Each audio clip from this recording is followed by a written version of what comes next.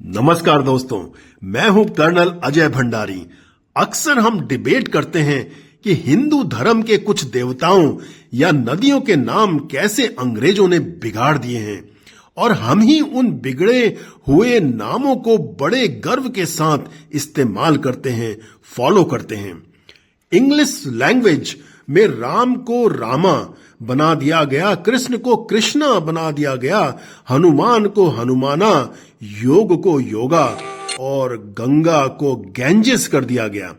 और अगर आप इंग्लिश बोलते हुए लॉर्ड कृष्णा की जगह लॉर्ड कृष्ण या रिवर गैंजेस की जगह रिवर गंगा प्रोनाउंस करते हैं तो लोग मुड़कर आपकी तरफ देखेंगे, क्योंकि उन्हें कुछ अटपटा लगेगा।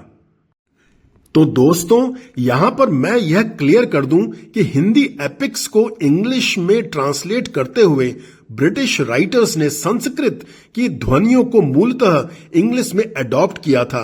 यानी कि संस्कृत में रामा, कृष्णा या हनुमाना ही होता है। मेल गॉड्स के अंत में ए या आ की ध्वनि लगाई जाती है।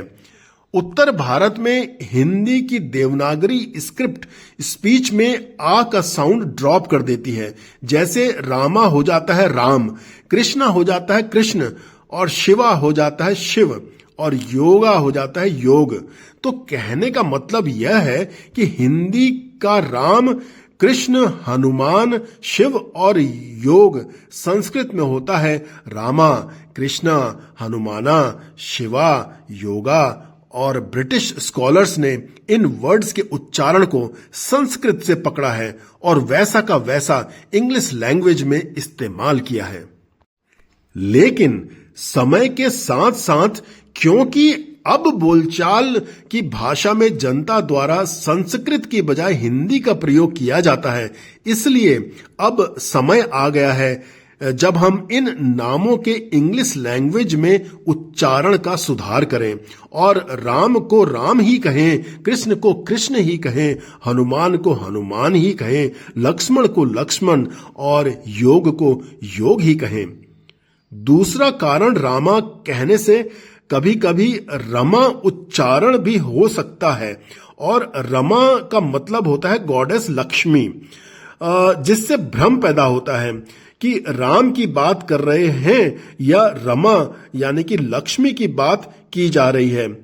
एक और कारण रामा लिखने का यह है कि अगर केवल RAM राम लिखा जाए तो कई नॉन हिंदी भाषी इसे रैम भी पढ़ सकते हैं, इसलिए इसमें ए का साउंड देकर संस्कृत का रामा को अपनाया गया है। और जहां तक गंगा का सवाल है, तो यूनानी जब साम्राज्य विस्तार के समय भारत की सीमा पर पहुंच गए थे, तब उन्होंने गंगा को गेंजेस प्रोनाउंस किया और लैटिन और इंग्लिश लैंग्वेज ने उसे अपना लिया। तो इसके पीछे एक हिस्टोरिकल कॉन्टेक्स्ट छिपा हुआ है। यह कहना गलत होगा कि इंग्लिश लैंग्वेज में अंग का वोवल नहीं होता है और अंग्रेज क्योंकि अंग नहीं बोल पाते थे तो उन्होंने गंगा को गैंजेस बोलना शुरू कर दिया। दरअसल यह फोनेटिक्स के कारण नहीं हुआ था। अगर ऐसा होता तो अंग्रेज रिंग, रंग, सिंग, संग, फिंगर, एंगर इत्यादि भी नहीं बोल पाते। इन सभी शब्दों में इंग, अंग या एंग फोनेटिक्स शामिल है। आइए अब संक्षेप में इन देवी देवताओं के नामों के अर्थ भी जान लेते हैं। राम शब्द में रम का अर्थ है आनंद लेना, रमना, प्रसन्न होना और राम का अर्थ हो जाएगा जो सबको आनंद दे, जिसमें योगी रमण करें। यह आनंद का स्वरूप है। कृष्ण का अर्थ है खींचना, आकर्षित करना और इसका शाब्दिक अर्थ हो जाएगा जो सबको अपनी ओर आकर्षित करे। हनुमान चालीसा की यह पंक्ति, जुग सहस्र जो जन पर भानु, ले लियो ताहि मधुर फल जानू।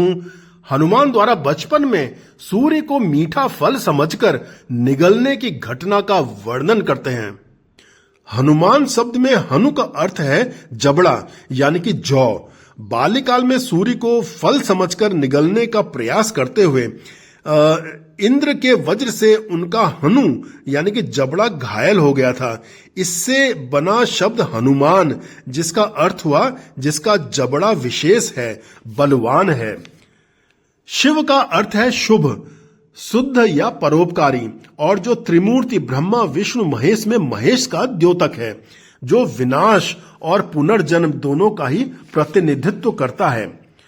योग शब्द की उत्पत्ति हुई थी युज से, जिसका मतलब है जोड़ना, यूनाइट करना। एक हिंदू फिलॉसफी जो शरीर की आत्मा को विश्व की आत्मा से जोड़ती है, यानी यूनिवर्सल सोल या ब्रह्म में लीन करती है। जहां तक गंगा शब्द का सवाल है तो इसकी उत्पत्ति गम शब्द से हुई है, जिसका मतलब है जाना या बहना, यानी कि जो निरंतर प्रवाहित होती है। गंग ध्वनि प्रवाह और गूंज ध्वनि को दर्शाता है। इस आधार पर अर्थ निकलता है तेज गति से बहने वाली। लेकिन एक बात हमें माननी और अपनानी चाहिए, जो है समय के साथ साथ होने वाले सोशल चेंजेस, जिसमें लोगों का रहन सहन, खान पान और ड्रेसिंग सेंस भी बदलता रहता है, भले ही मूल स्वरूप स्थिर रहे। और इसी प्रक्रिया में लैंग्वेजेस भी डेवलप होती रहती हैं और अपने में चेंजेस लाती हैं।